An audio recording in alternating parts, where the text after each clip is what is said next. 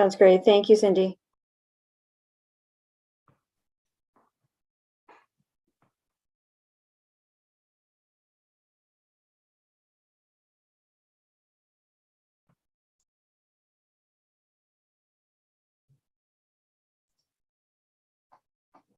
Okay, it's 4 o'clock and we are now streaming to live to YouTube, and we've got our attendees in, so we are ready to start.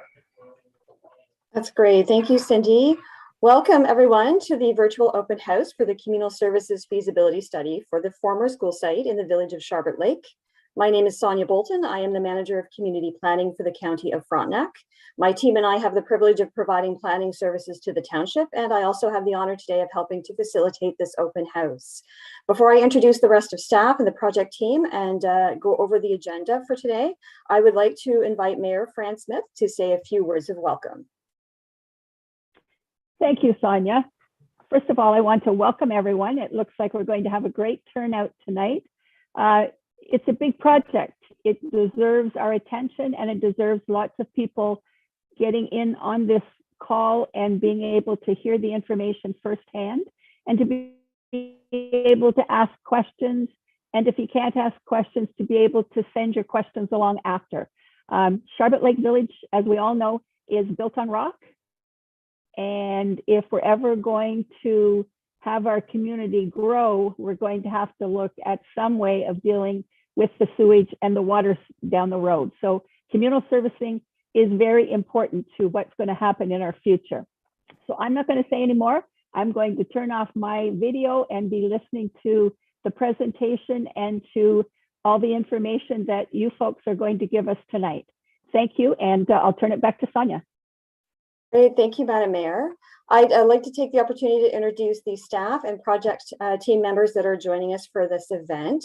There's Kathy McMunn, CEO and Clerk of the Township of Central Frontenac, Cindy Diekman, Deputy Clerk, who's also facilitating the virtual open house. So thank you for that, Cindy. You're going to keep us on track tonight. Tyson Myers is online, Manager of Public Works for the Township. Adriana Barbary, Community Development Coordinator for the Township, who has been working on the Downtown Revitalization Project for the village. Joe Gallivan, Director of Planning and Economic Development for the County of Frontenac. And for the consulting team, we have Yuko Leclerc and Holly Newitt from Fotan Planning and Design, along with Phil Tibble and Byron O'Connor with the engineering team from Pinchin.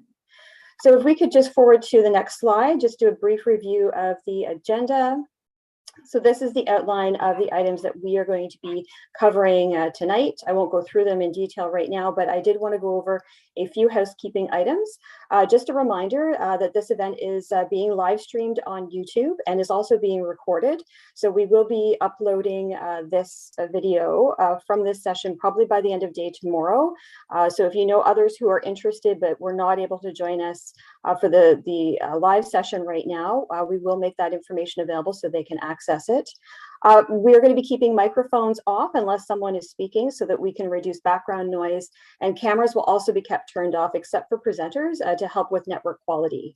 Now, due to the large number of people in attendance online, I believe we have at least 80 participants or almost 80 participants, not including staff and project team members. So we made the decision to keep the chat forum turned off just for being able to handle all the questions. We're going to do that solely through the question and answer period.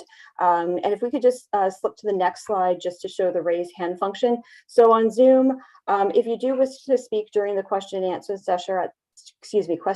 session at the end, there's the raise hand function, which is either the hand symbol, so often in the bottom, or sometimes it's hidden amongst the reactions function on Zoom as well.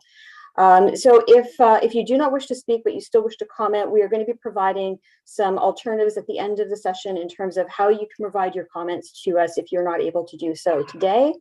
And again, given the large number of people in attendance and looking at the attendees list, I think we have a mix of attendees tonight, those that are interested in what's going to be done with the former school site and its impact for the village, and those that are maybe interested in the broader work on communal services that the county and the townships have been doing. So We're first going to ask for questions specifically to the Sharbot Lake site. And if we have time at the end, then we may be able to take some questions about the larger work being done on communal services. But we'll also have contact info for those that want to reach out to county staff about that broader project as well.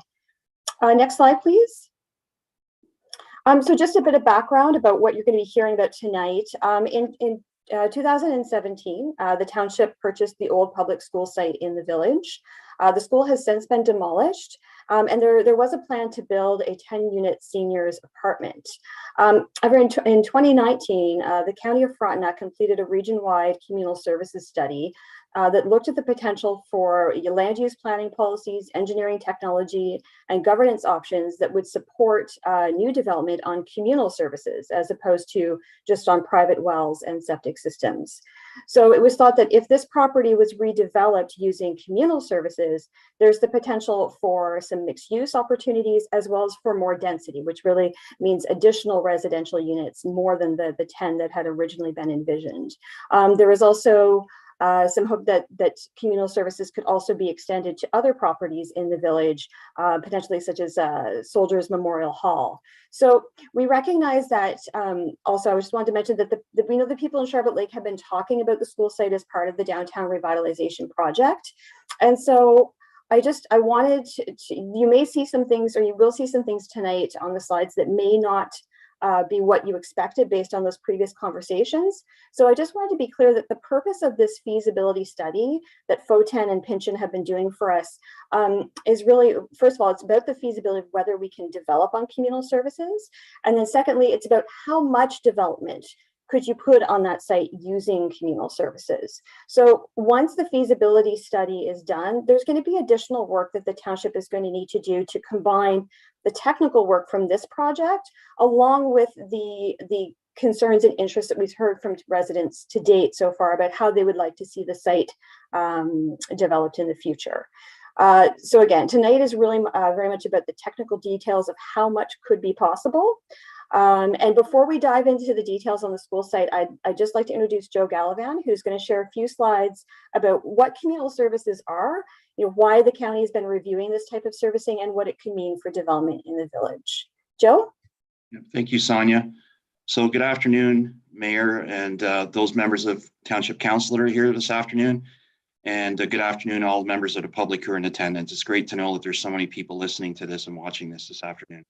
I just want to spend the next 1 or 2 minutes giving you a high-level overview of the work that we've been doing at the county for the last 5 years to look at what is the potential of allowing communal services throughout our region, not on a property-by-property basis, but trying to break down any hurdles that would be in place to allow this to happen across Frontenac for a variety of reasons.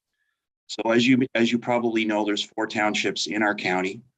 County Council is comprised of 8 members, and for Central Frontenac, of course, Mayor Smith and Councillor Bill McDonald are your County Council members, and both have been involved in this project extensively. Next, please. This is just a very simple graphic of the different types of services. Not everybody understands communal services, and that's okay. So you've got the lake in the middle of this picture, and at the top is the very standard type of servicing in rural Eastern Ontario. Individual well and individual septic on each property. And of course, that's the case throughout the village and throughout Central Frontenac. The bottom left side is an illustration of your conventional municipal sewer and water system. The big pipes that go in the ground are very expensive to invest in. And for the size of our villages and hamlets, it's almost overkill to put that kind of system into the ground and pay for the maintenance afterwards. And then on the right of the lake is what are communal systems. So essentially, they're one well and one septic designed to accommodate, depending on the scale, it could be 2 units, it could be 5 units, it could be a mix of commercial, residential, industrial. And one of the great things about communal services is the engineering systems are like Lego blocks that you can start at a small scale servicing, for example, 5 units. And if you add more lots in the future, you can add on to those systems. So you can see that it's got a lot of meaning in a rural setting. Next, please. So as Sonia's mentioned, County Council has been looking at this back as far as 2019. This is an image of the first study that was done. If you are looking for more information about the bigger picture, you can see the website below. We've got copies of the studies there. We've got frequently asked questions, a lot of things you'll find there if you want to take a closer look at what we're trying to do. But basically, this first study showed council that there's no engineering obstacles or planning obstacles to allow for communal services in Frontenac. Next, please. So why is this important for our villages and hamlets? Well, again, there's no municipal water sewer services now, with the exception of a water service in Sydenham that was required to be installed by the Ministry of the Environment because of health reasons. And there never will be, quite likely, because they're so expensive to invest in. And most small municipalities throughout Eastern Ontario don't have the fiscal capacity to spend that money on investing in one particular area of their municipality. They're important because they're historic settlement areas. They have a lot of meaning to who we are, sense of place.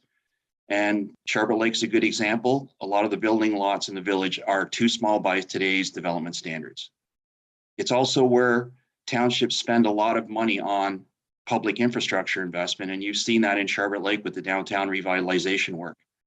And then it's also where the majority of commercial assessment, and again, Sharbot Lake's a perfect example. It is a regional hub in Frontenac County. Next, please. So this is right from the county official plan. It makes the statement that lack of municipal services in our villages challenges the future community viability. So as planners, we're required to think at least 20 years ahead or 25 years ahead. And that's why with the support of council, we've looked at what should we be doing to make sure our villages are sustainable 25, 50 years from now. And in a sense, it makes it clear that if we continue with status quo on individual well and septic, it's going to challenge that community viability. Next, please. And this comes out of the study about some of the benefits. I won't read everything there, but you'll see tonight maybe potential increased development potential, more people living in your village, more people walking to the main street and accessing medical services and so on. Better environmental protection. Instead of individual wells and septics being maintained by a property owner, these systems are maintained by and have to be inspected on an annual basis. So they're arguably better for the environment as well. And one more slide, please. Just want to make the community aware that council applied to the Federation of Canadian Municipalities under the Green Municipal Fund for 50% funding, and we're successful in getting 50% funding for the work you're going to see tonight.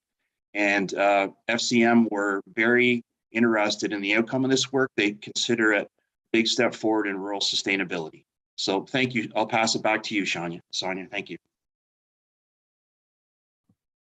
Thanks very much, Joe. I think if we want to progress to the next slide, I'm going to turn it over to Yuko and his team to go ahead with the next steps in the presentation. Thanks, Yuko. Thanks very much, Sonia. Good afternoon, everyone. As Sonia said, my name is Yuko. I'm a planner with FO10 Planning and Design. I'm very happy to be here this afternoon, and I'm happy to see such a wonderful turnout. I'll start very briefly, just reiterating some of the items that Sonia said earlier regarding the purpose of the open house this evening and what our objective is today. Really what we're trying to do is to convey to yourselves, to everyone that's here, that there is significant feasibility in redeveloping the Sharbot Lake School site at a greater level of density than has previously been considered as a result of communal servicing. So we're here tonight to sort of communicate some of that, some of the preliminary work that's been done in determining that feasibility and assessing what you can do on the site, sort of more or less what's the maximum that the site can realistically sustain in terms of its redevelopment potential. We're also here to hear from you. If you have questions about how this works, about why certain things are being proposed, we want to hear that. Concerns or comments about the scale of the use that could be pursued on this particular site, the options that we're presenting. We really want to hear about what we're talking about tonight. For those of you that are familiar with Planning Act processes, this is not one of those. We are not here this evening to propose a particular development option. We're not here to propose a zoning amendment or a site plan control change on the site. This is really to communicate that there is feasibility here and how it can be done. I'm also going to note that this feasibility exercise that we're pursuing is going to culminate in a report that will go to council later this spring for further discussion and to seek further direction as to where to go from here.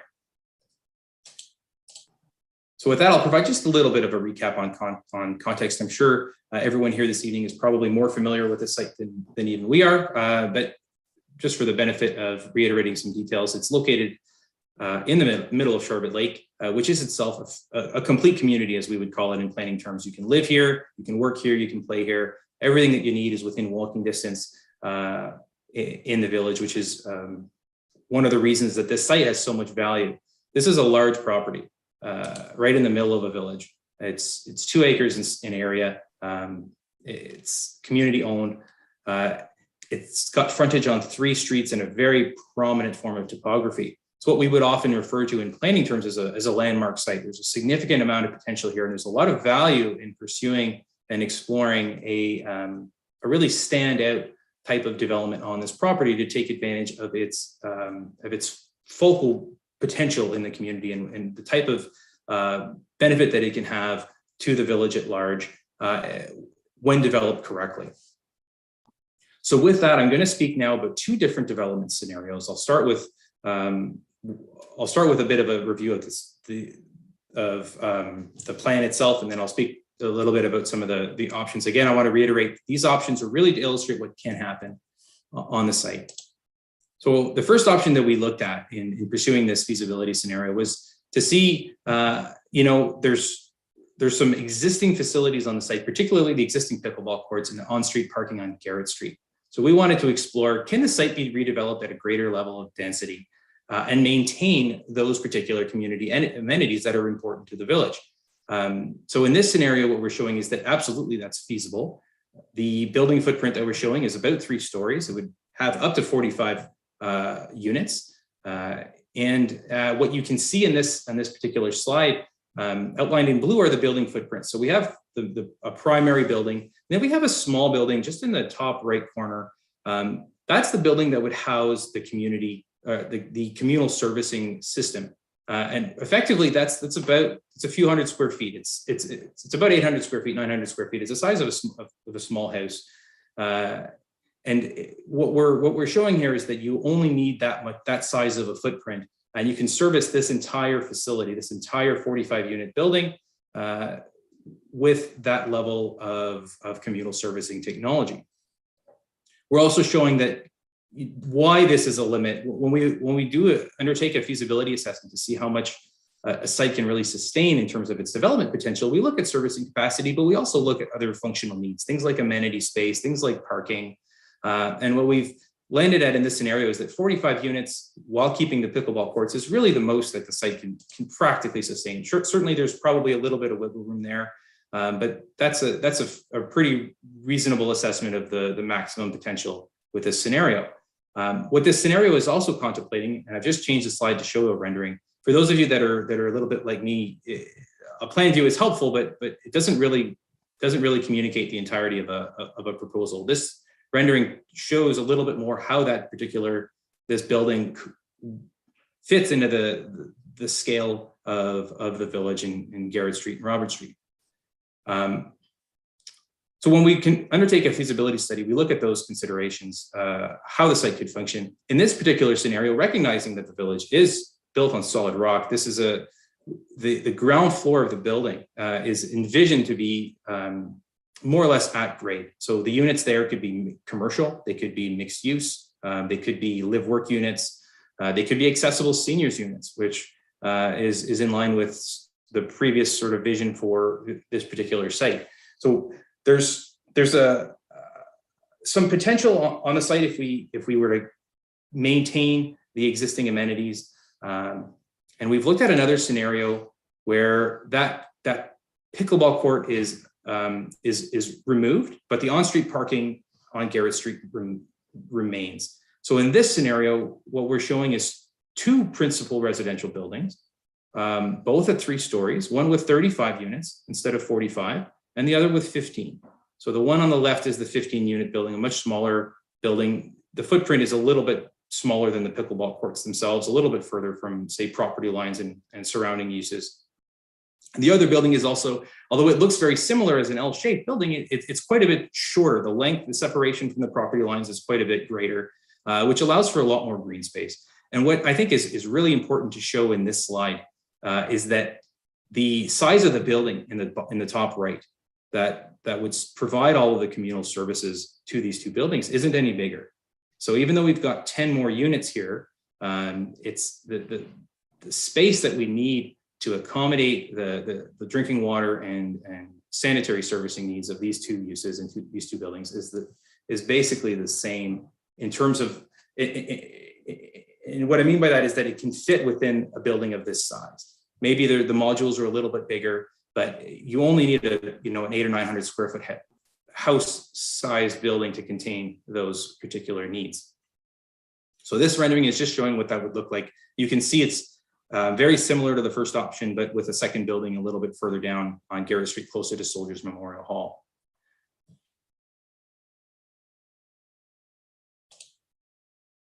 As part of this exercise, we've also looked at other opportunities for the village. So we certainly looked at the opportunity to provide services from this site through the communal services that are being examined to Soldiers Memorial Hall. We also looked at a number of other community facilities in the site, and our feasibility study will ultimately speak to how additional uses could be tied into this particular communal services technology through the Sharbot Lake School site.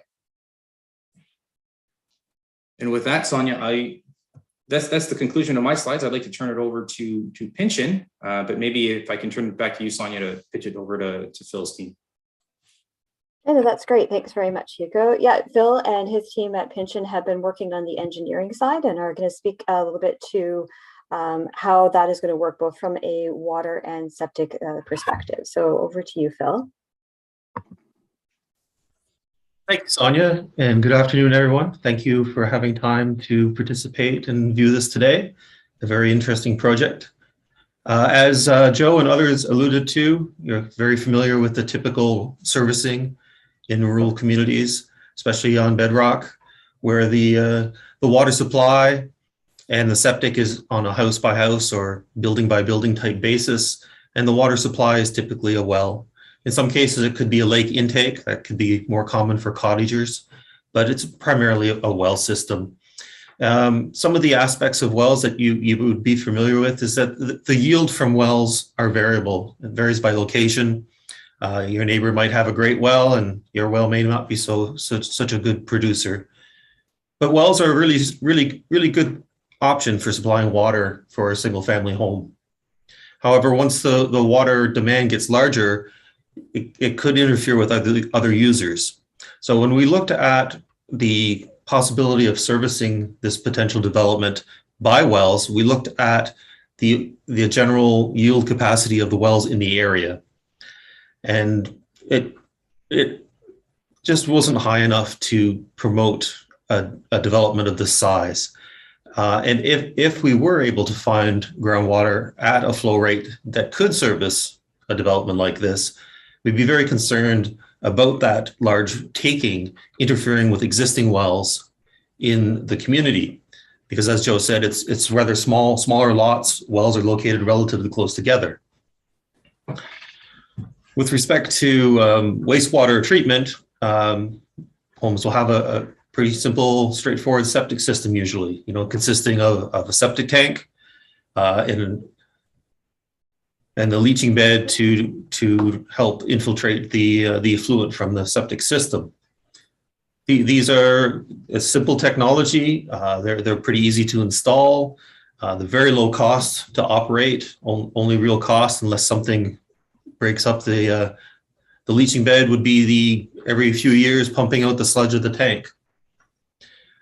Septic systems do pose a concern for potential impacts to the groundwater or to surface water.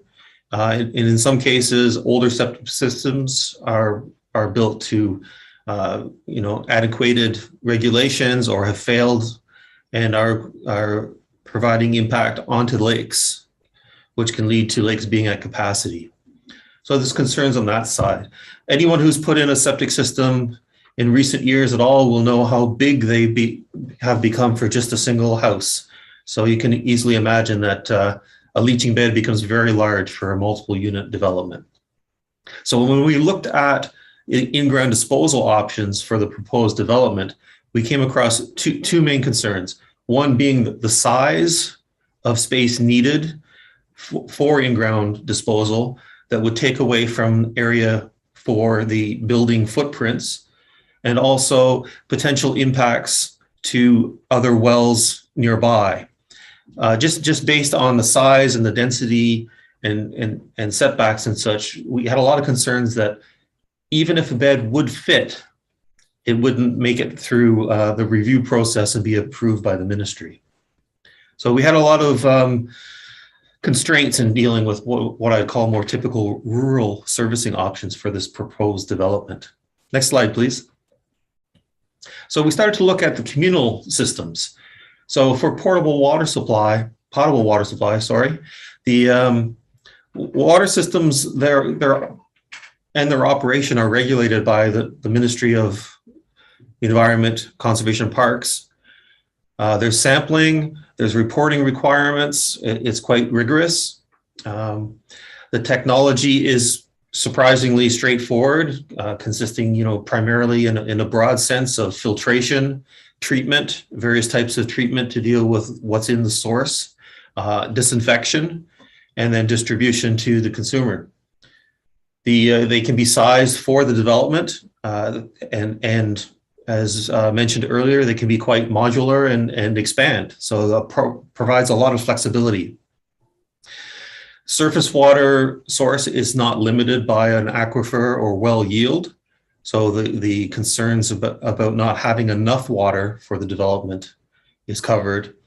And since it would not be a groundwater taking, the concern for interference with existing wells is also eliminated, and also the potential to capture contaminants from the ground surface, such as existing septic systems or other issues of concern are also negated.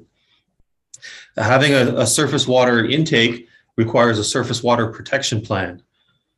That would look at things such as, development allowed in the area, various activities, spill reporting, and such aspects like that, provides another layer of protection for the environment. Next slide, please. In terms of wastewater treatment, it's similar in size and in general process, but in the other direction. Wastewater treatment is very regulated, and it's dealt at on a site-by-site specific basis where the MECP develops discharge limits to which the treatment has to adhere. There's a variety of technologies readily available. They're used in a lot of different situations. These package plants, as I would call them, or wastewater treatment plants, they take up a lot less space, as Yuko's slide showed, than a leaching bed. They're also easily expandable. They offer a great deal of control over the treatment effectiveness than leaching beds. One of the most obvious ones is that you can see the process, you can measure the process, and you can address any deficiency or breakdown or problem. Out of sight, out of mind, such as a septic bed can sometimes be out of sight. You don't know you have a problem. So in general, the filtration, the wastewater effluent is filtered. It gets various treatments depending on its strength and content, and it's disinfected before discharge to the surface water receiver. Next slide, please. So in general, to put this in the context of the Sharbot Lake site, for example, the water taking could be from the West Basin over on the left of the slide, come up to the site, be treated and distributed to the new buildings or other portions of the community, whatever it may be, and the effluent from the wastewater septic systems, brought back to the building, goes through the wastewater treatment system, eventually discharged into the other basin. Next slide. I'll pass this back to Sonia. Thank you. Great, thanks very much, Phil. So we've reached the point where we're going to be taking some questions and comments from those in attendance. Perhaps we could just go, I think there's one more slide.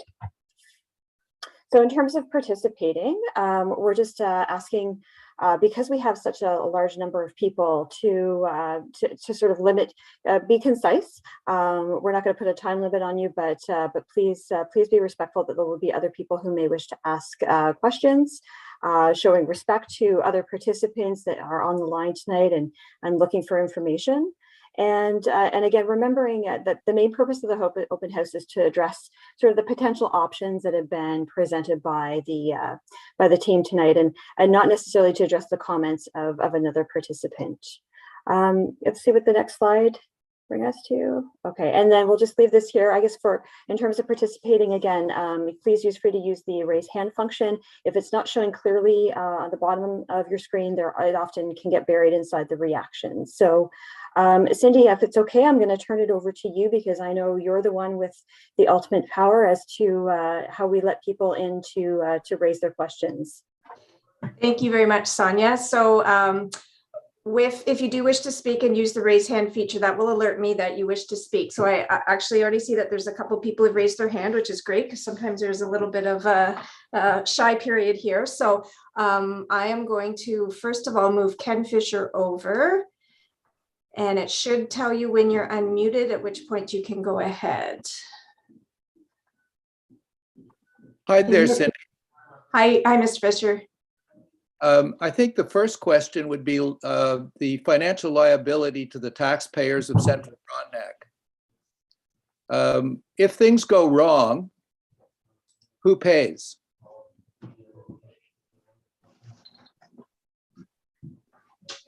Okay, I think that's a good question.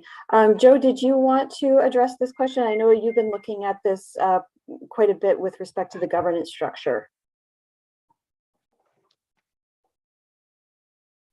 Yes, can you hear me okay? Yes.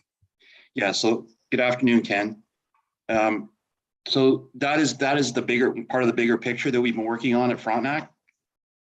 And I don't want to get into a lot of detail tonight because we're really here to talk about the school site, but the goal of County Council is to set up a utility very similar to Utilities Kingston in the city of Kingston, a regional utility that so any of these developments that come forward by a developer, they would be required to pay the cost of putting this, for lack of better words, the boxes or the stuff in the ground. As Phil has shown you, they would be responsible for paying 100% of the costs of the infrastructure. Once that's finished, the utility, not the township or the other townships or the county, would take over the system. Now the utility would be owned by the 4 townships in the county, but it would be a separate entity and it would be handling the financial risk. And the goal is just like car insurance in the sense that if we're successful in doing this, and if you think 10 or 20 years ahead, and there's not just one communal system in Frontenac, but 2 or 10 or maybe 15, that risk is spread over more than one site. And the other thing is that once it's in the ground, we expect that if there's something is wrong with these systems in the first 3 to 5 years, that we can put a contract in place, the utility can, that says if something breaks, the developer pays for it. But at the same time, the utility will manage the system, it'll be operating it, and it will set utility rates. So there's the goal is to have no impact on the rest of the taxpayers within the township. I hope I've answered your question. Thank you. Thank you very much. Thanks, Joe. All right, so I am now going to allow Jessica Singer. I'm going to move over. Okay, can you hear us, Jessica? I can hear you. Can you hear me? Yes, we can. Please go ahead. Perfect. This might be for Yuko. Hi, Yuko. I know you have time, but The building that's, approximately 900 square feet, you're talking about 45 units per se, mixed use. How many others can it accommodate if you wanted to use that facility for other buildings in the area? Like let's say 1,000 square feet for that facility. How many houses, I guess, could you accommodate with something that size?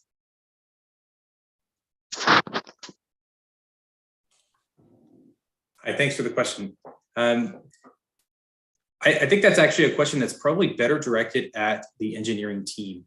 Without getting too detailed into the specifics, maybe Phil or Byron, if you could answer sort of the scale of the modularity here at a high level. I think what we're looking at in terms of our feasibility study before Phil or Byron step in is really looking at the ability to sort of expand it with sort of community-oriented uses outside of the Sharbot Lake site itself. But with that said, if Phil or Byron could answer that, please. Yeah, I can take that if you like, Yuko. It's Byron here at Pension. Yeah, it really depends on the particular technology that's used for the wastewater treatment, for example. If you look, for example, at a technology like a membrane bioreactor, then adding on additional units, they don't really take up much space to allow additional flow. So you can basically add on additional what we call cassettes that strap into the same box basically. So you can easily double the amount of flow that it can handle at definitely less than doubling the size of the building. So it's difficult to tell without knowing exactly what type of technology would be put in place, but doubling the flow doesn't necessarily mean that you would have double the size of the building because of the modularity and the way the technology works.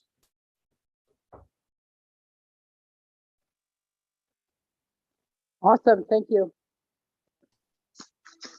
Jessica and Byron. Thank you. Okay, I'm now going to move over Doug Steele. He's got an older version of Zoom, so I'm going to have to promote him to panelist, so we may see his video. Maybe not. Okay. Oh, there he is. Okay. Go ahead, Mr. Steele. Can you hear me? Yep. You can hear me? Yes, we can. Okay. So my one question I have is the upper basin of Sharbot Lake is considered to be a sensitive lake, as far as I know. The official plan said it some time ago anyway. How can you justify sending your sewage over into the upper basin of Sharbot Lake? This should conflict with your official plan, where you say you can't develop any more lots or whatever on upper Sharbot Lake because it's a sensitive lake.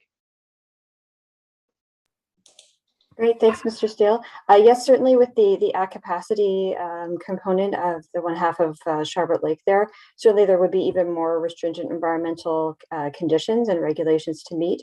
Was there somebody else on the project team who maybe wanted to speak a bit more detail to this? Thank you, Sonia.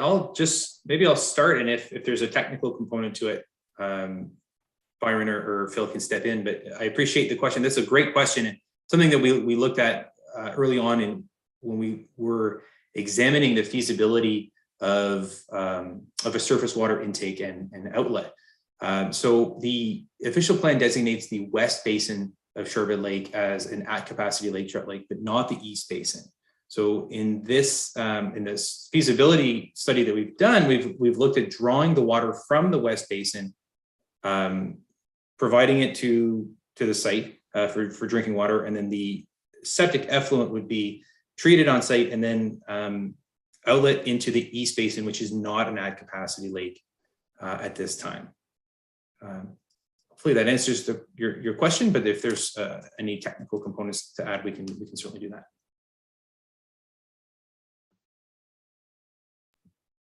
Great, thank you, Yuko. Okay, I'm going to move over Rhonda Kimberly Young. Thank you. Can you hear me? Yes, we can. Please go ahead. Well, I guess I have a couple of questions in a way. It seems to me that the mandate of the feasibility study, and I'd just like some clarification on that, was to determine the maximum number of units that could be supported on this site. I think from the two options that we were presented, one with a 45 unit housing and some space for recreation, and one with 50 units and no space for recreation, I'm assuming that the objective was to see what the maximum capacity was. So I'd like at the end to have it clarified that that was part of the mandate of the feasibility. And I guess the second question is, were other use options other than residential considered in looking at the feasibility study? Or are we really looking strictly at sort of max capacity for residential dwellings in the village? I also wonder, there was an alluded to the possibility of extending this service to other lots in the village. I think that was mentioned in the presentation or in the advance notice. I assume people are going to have options as to whether or not they would wish to engage in some kind of opportunity like that. And would there be any restrictions on that? And is it absolutely possible to say, no, thank you? Great, thanks very much, Rhonda. So I'm going to answer a couple of the questions, and then I think I'll probably turn it over to Yuko and his team. So yes, the main purpose of the feasibility study is to see how much is possible. So certainly there's going to be more work once this feasibility study is done, that if Township Council wants to proceed, we're going to have to come up with a finalized concept plan as to what exactly is going to go on the site. And there'll be more community input opportunities at that point as well. But yes, the purpose of this study was to really kind of push the envelope and see how much we could put on the site. I will let Yuko talk a little bit about the residential versus other uses, but in terms of extension of uses and options, I think right now, as Yuko mentioned, the goal of extending to other properties was really to try and loop in sort of community-oriented properties. So the town hall, maybe some of the churches. I don't think they have looked at sort of connecting in other residential properties at this point. So I'll turn it over to Yuko and his team to maybe sort of flush out the answers to those questions a bit more. Thank you very much, Sonia. Yes, I would just agree with what you said. The two scenarios that we looked at were really trying to look at the maximum development on the site within reason, as well as within the two sort of constraint scenarios, one with keeping those existing community amenities on site and one without. With respect to other options and uses considered on the site, to a certain extent, yes, the mandate of this feasibility study has been to explore a mixed use development with other types of uses permitted within the building, particularly at the ground floor. Have we looked at the full range of the types of non-residential uses that could go there? For example, restaurants and things like that? No, but have we looked at other options, particularly employment type of options, offices, maybe some small scale sort of service commercial, live work types of scenarios which is increasingly common these days? Yes, that has been considered as part of this feasibility. And I would just echo Sonia's comment with respect to other buildings. If you can work at it on the building, you can live there and run an office in the main ground and stuff. Yeah. Okay. All right. Thanks very much, Rhonda. Okay, Cindy, who's next? I'm going to move over Max Christie. Can you hear us, Mr. Christie? You are muted. You might need, there we go. There we go. Perfect. Okay. I want to explain my background from the get-go. I'm an environmental engineer. I've worked on several systems in Eastern Ontario, and I have just a few comments I'd like to make. The first one being,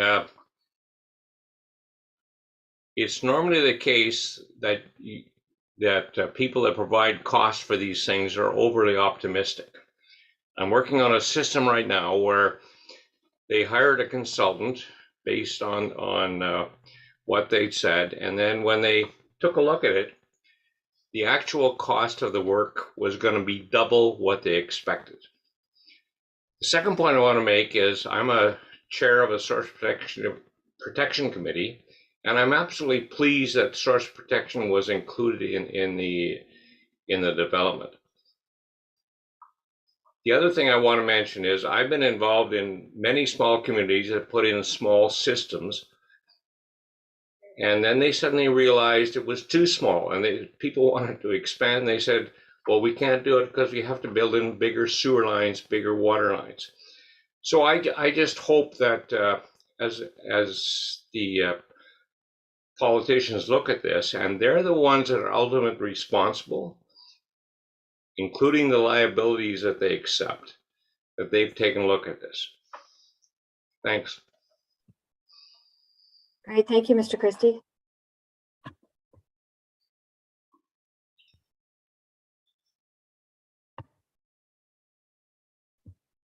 Moving over, Mr. Folds. Thank you.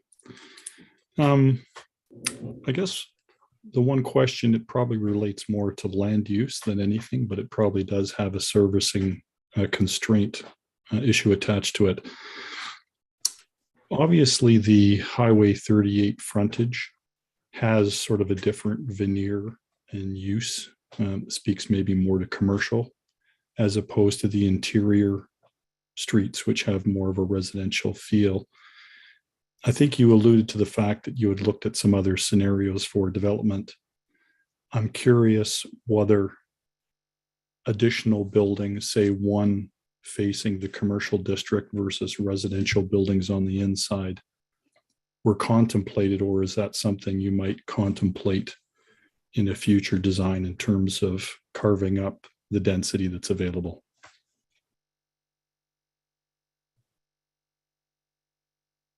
Thank you very much. That's a great question.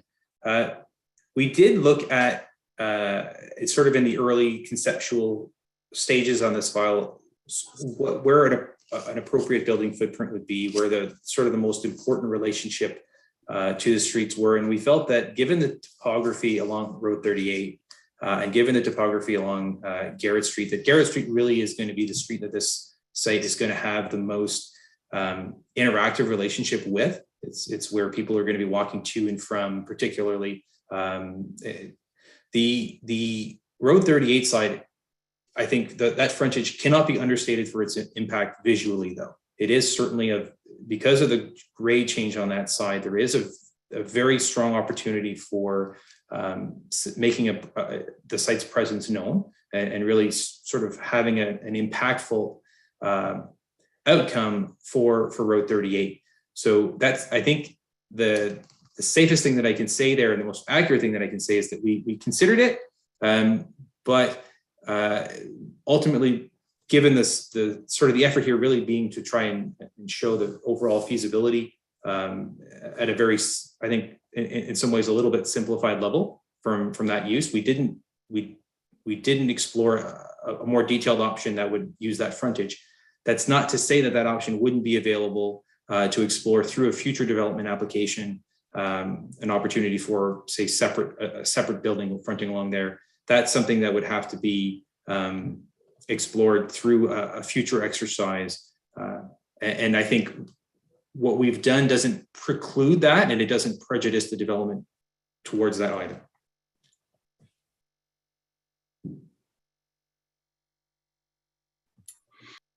Great, thanks. Thanks very much, Yuko and Mr. Folds. Okay, Cindy. I'm going to move over Ken Waller. Good afternoon. Good afternoon. The questions I have relate to the septic system. Is there a waste component that is extracted prior to release into the East Basin? And what sort of volume are you talking for it, and how is it disposed? And the second question I have is the contingency plans in the event of either a system failure or an emergency shutdown. What happens to all the units that are being supported by that septic system? Sorry, I can take this one. It's Byron here again at Pension. Again, to a certain extent, it's going to depend on the type of treatment technology that would be used. If again, I use an example of a membrane bioreactor, then these are basically like reverse osmosis systems. So there's a bit of residue that is contained on the upstream side, basically, of the membrane. So that residue would be contained and it would be disposed of, in this case, likely in a landfill site. In terms of the volume that would be created, I don't have that number in front of me, but it would ultimately depend on the volume of water that would be flowing through the system. In terms of contingency plan, if something goes wrong, let's say if there's a power failure, then because the situation here would be, it's not a pressurized system basically, so it's not like we would have a water tank that is providing pressure to a distribution system, therefore that water needs to go somewhere.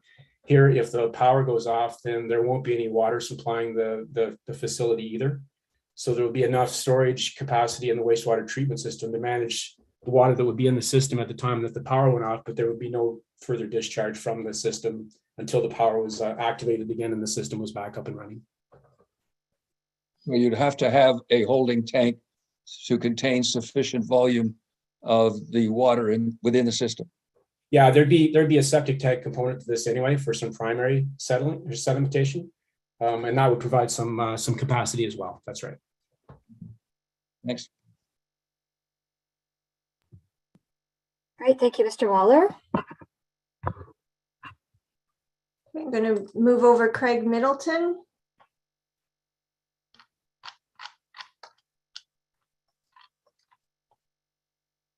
Okay, can you unmute?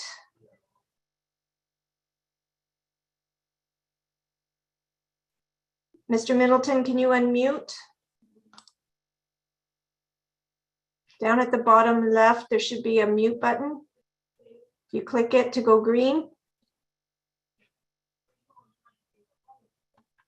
Okay, we're having troubles with Mr. Middleton's audio. We'll give that one a minute. I don't currently have anyone else with their hand up. I don't, oh, maybe I do, sorry. I'm going to leave Mr. Middleton there and see if we can get him unmuted. In the meantime, is there anyone else who wishes to speak? If you can use the raise hand feature and I can move you over. Okay, I do have another question from Rhonda Kimberly Young. Okay. Yeah, thank you.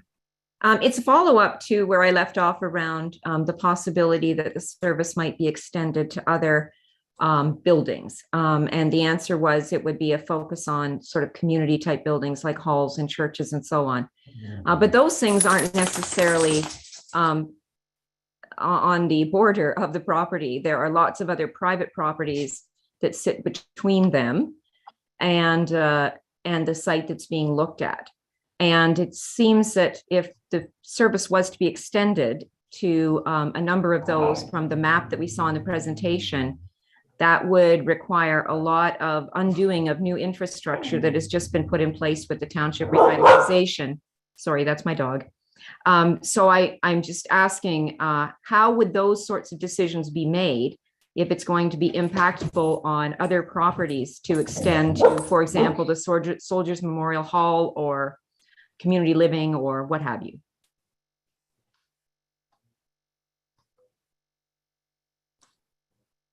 Great, thank you. Yuko or Phil or Byron, I'm not sure if you have looked at sort of the other sites in enough detail to know how that servicing aspect would work, but I thought I would just turn this question over to you guys.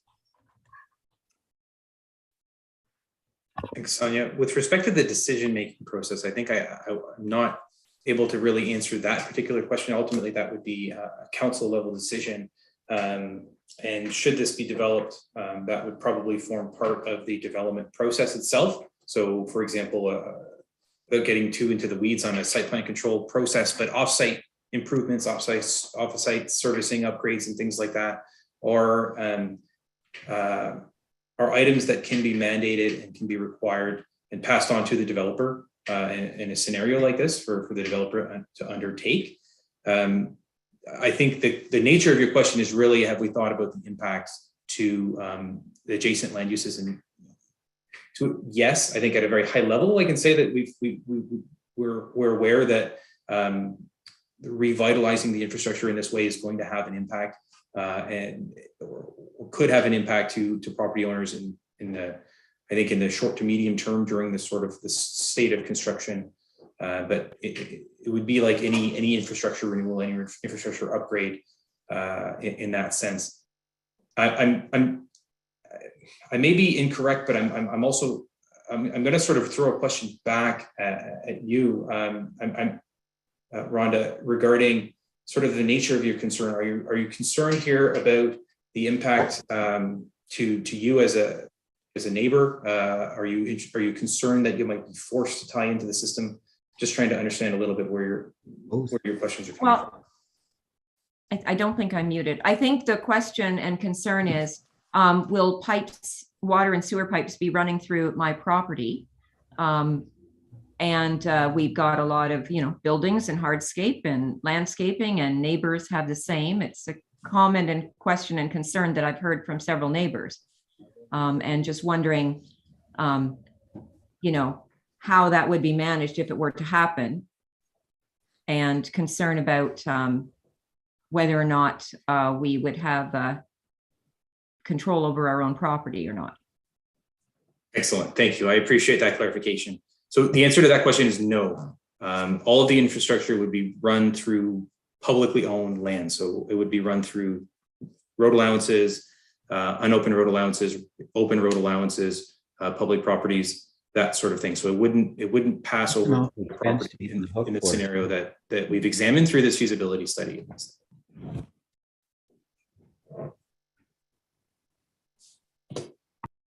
All right.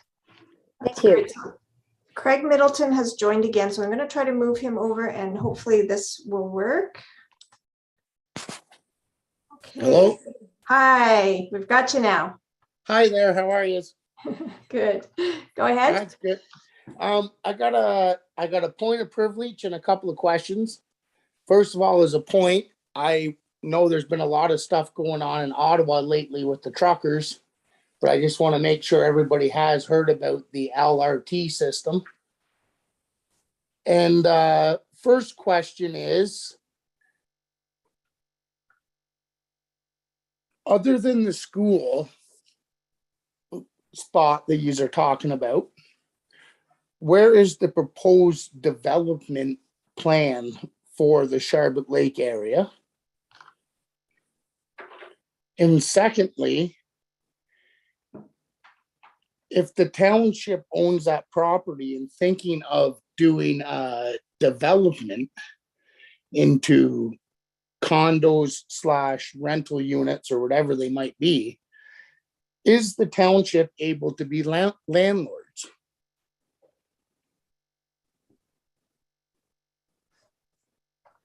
Okay, great. Thanks, Mr. Middleton. So right now, the actual physical development that would be proposed would be directly on the school site. That's the one site we're looking at potentially servicing other existing sites, but the new development that's being contemplated would be just on the school site for now. As for whether or not the township is going to own the property or enter into a public-private partnership or potentially sell it is a decision that council is going to have to make a little further down the road from now. So once the feasibility study is done, staff will be going to council for some direction, and there's going to have to be some research and additional consultation on what the options are for how the site is developed and managed and who does that. So it is possible for the township to continue to own and operate the site potentially, but that's another aspect that we still have to do a bit more research on. I don't know, Yuko, if you had anything else you wanted to add? No, you're good? Okay. Okay. So is there anyone else? I don't have any other hands up. Is there anyone else who wishes to speak? You can use the raise hand feature.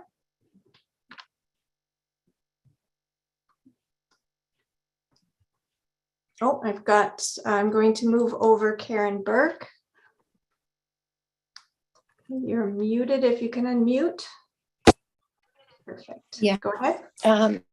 My question is, what kind of timeline are we looking at?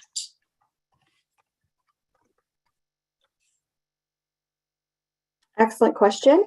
So in terms of the feasibility study that Yuko and Phil and their teams have been working on, our intention is to have a final report for that probably to council later this spring. So in the next few months. As for you know, finalizing the concept plan and actually developing the site, I don't really have a clear timeline for you. It all depends on the decisions that are made, but it's probably going to be, I'm going to say, at least a couple of years. I don't know, Joe, if you have anything that you wanted to add further to that. Thank you, Sonia. Yes, to your question, Karen, it really depends on the direction of council. So as Yuko said a few minutes ago, the report will be delivered to council, and I expect that council will say, okay, staff, can you give us some options moving forward? And it'll be our responsibility to put a list together for council about things like density, potential mixed uses, allowing communal services on other properties. And just for clarity for those members of the public, when we started this process, council was very interested in knowing if we service this property, could we also service Soldiers Memorial Hall, because it's such an important community facility, and that it would be of value that if we've got good drinking water and good septic treatment, can we there as well? It didn't contemplate adding on to other properties. There has been some discussions about maybe the churches potentially, but it's never gone beyond just the Soldiers Memorial Hall. So anyway, I hope I've answered the question. Thank you. Great, thanks, Joe. I'm going to move over Craig Middleton again. Okay, go Hello ahead. there. Go ahead. Can you hear me? Yep. Yeah, you answered one of my questions last time, and earlier in the presentation, I forget the fella's name that was talking about it, but somebody was talking about as other developers come in, they'd have this system in place, and it'd be up to the developers to take it to wherever they need it. So I'll ask again, where are you thinking that there's a possibility of development within the Sharbot Lake area? Thank you.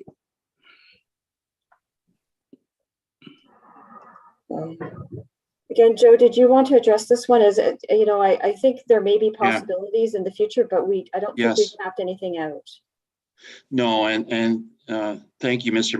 Middleton. I'll clarify what I said earlier at the start of the presentation. When I said other areas, I meant other areas across Frontenac County. So I'll give you two examples other than Sharbot Lake. Number one is the village of Marysville on Wolf Island. We're just finishing some work with the township there to expand the village boundary. And the reason we're doing that is, you probably know, they're getting a new ferry, and that new ferry will be landing permanently in the village. So you'll be able to live in the village, walk on the ferry, walk off into Kingston. That's a game changer. So our projection is there'll be another 160 units required over the next 20 years. And our proposal is those be developed on communal services, so they better fit into the village. And then the other project that's ongoing right now is in the community of Verona. The township is working hard on a master plan that is going to look at adding different buildings, townhouses and apartments that would be built on communal services. So that's what I meant. This could happen all across the county, not just Sharbot Lake. Thank you. Can I comment? Go ahead. Can you hear me? Yes, we can. Yeah, and I understand your situations that you're just talking about, but my question is to spend this kind of money on something where we don't have that ability on the outskirts of Sharbot Lake to expand.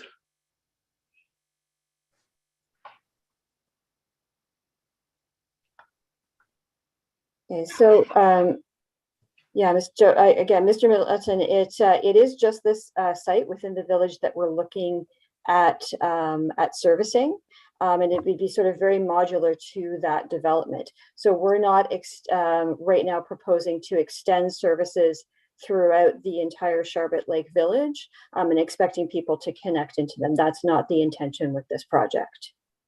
Okay, that's fine. It's just the one guy's presentation was about further development outside of, so I was just looking for some clarification. Thank you very much. Thank you. Okay, I'm moving over Jessica Singer. Go ahead. Hi. So this might be a little bit off track. I'm just wondering about the process going forward as to, okay, if this goes through and the township likes it, how they decide specifically what does get put there, whether it be mixed use or all residential. Because I grew up in the village, and I'm a business owner, and I can tell you I can't find a single property there to open up a small business. And I know there are a ton of local talents there, and I wouldn't even know where you would put their stuff to sell it. So from my standpoint, I would love a mixed use facility, and I'm just wondering what that process looks like and how the public puts their input in on that when the time comes for that. Great, thank you, Ms. Singer. Yeah, so this tonight is very much about sort of the engineering and the how do we service it component. But once that's finished and we take it back to council, we're going to be looking for direction from them. And I think one of the first things we're going to have to do is finalize the concept plan. And that includes going back out to the community and doing some final consultation on the types of uses on the site, how many residential units, and finalize that piece. And then what would happen is we would take that, and then there would be some planning requirements, right? So the township could take it upon themselves to change the zoning for the site to reflect the approved concept plan.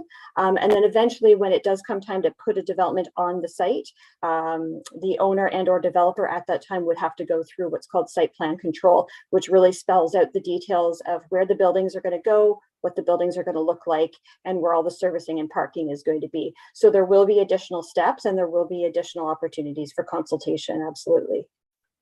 Okay, that's awesome. I just want to make sure that, I don't know if there's other people out there like me, but I'd like to make sure that the community has a bit of say on what that looks like if possible. Thank you. Yeah. No, you're welcome. Absolutely. This is not the last you're going to be hearing about opportunities to discuss the site for sure. Perfect. Thanks. Okay, I'm going to move over Sandra White. Okay, can you unmute?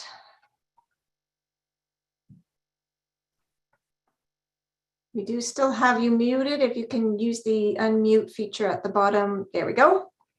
Okay, can you hear me okay now? Yes, we can. Thank you.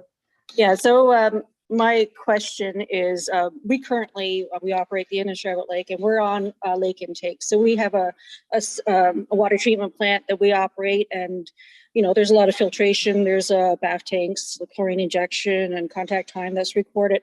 And it is a relatively expensive system to operate. Mind you, we're one business as opposed to a utilities type of unit or facility.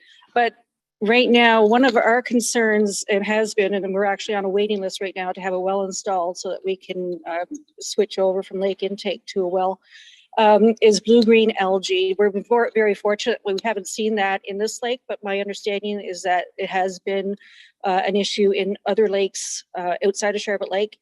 And my understanding from the health department is that there's really nothing that we can do once it's sort of detected, you're kind of shut down. Is that the case, or is there something that, you know, is there another treatment for that type of algae in the lakes, and will that be addressed, seeing that, you know, you're looking at a surface water kind of model as opposed to a well?